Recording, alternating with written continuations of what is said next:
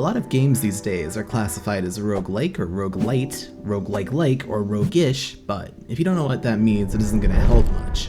So, I want to help you learn what a roguelike/lite is and explain the features and mechanics of a game that set the standard for an entire genre.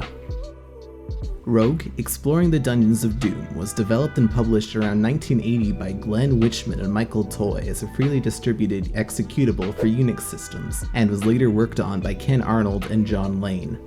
It was later included in the UC Berkeley 4.2 BSD operating system, becoming the, quote, undisputed most popular game on college campuses. And commercial ports of the game for personal computers were developed by the company AI Design, started by Michael Toy and John Lane, and was marketed by the now-defunct company Epix. The commercial port is available on Steam for $4 Canuck-bucks, but you can also download the Retro Rogue collection for free via GitHub, a link in the description. Rogue's gameplay features a character moving through procedurally generated levels while finding the randomly generated loot and fighting monsters in turn-based combat, all while trying to reach the bottom level, retrieving the Amulet of Yendor, then returning to the surface. Procedural generation is generation of content, in this case the maps, through a set of algorithms, and using more algorithms to determine if that map is completable, then using more algorithms to place the content. This also means that since the rooms aren't handcrafted or hard-coded, every run is unique, and the creators were able to enjoy the game without knowing exactly how every run was going to play out. Rogue also features permadeath. If your character dies, all progress, including in the map, stat boosts, item founds, everything is lost. There are no save points, it's like you're starting the game again from scratch, except for your increase in skill and game knowledge.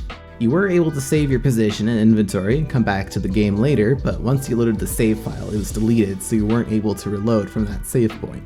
Rogue was not the first dungeon crawling game, or game with procedural generation or permadeath, like the text-only role-playing game called Adventure, where you would type in a command of what you wanted to do, but it did popularize all of these features together in a cohesive manner while utilizing a package developed by Ken Arnold to display characters, like letters, numbers, and symbols, at certain locations on the computer screen as an alternative to text-based prompts.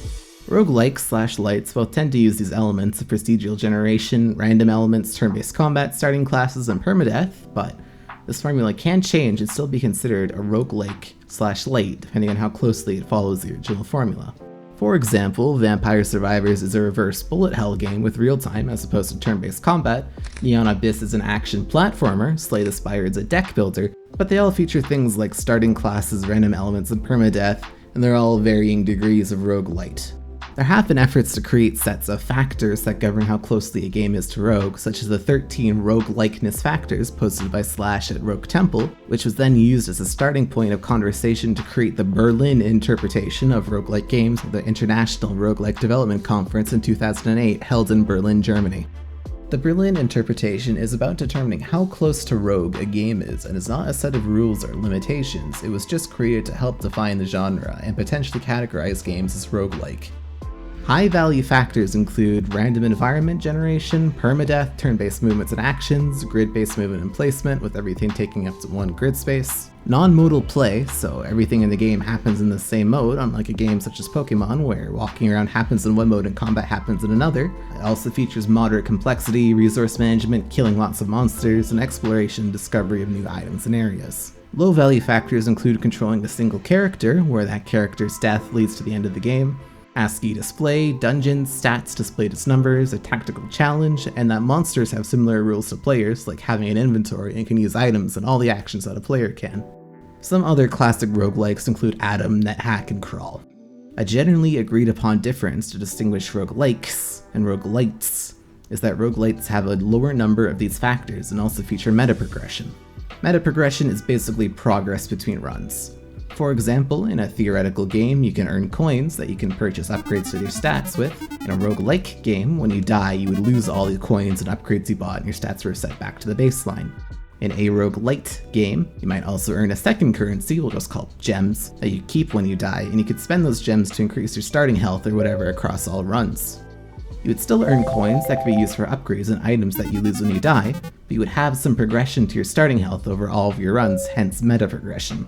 I've been really into roguelites over the last few years, and I'm going to be covering many of them in my indie showcase videos on my channel. I think my favorite part about roguelites is the blend of strategy and randomness, and also stumbling upon the perfect build to bring the game to its knees. If you're curious about getting into roguelikes or roguelites, check out my Indie Game Showcase playlist, or my video on Atomicrops, which is a roguelite that plays like a hybrid of Stardew Valley and a base defender game. I'll see you next time.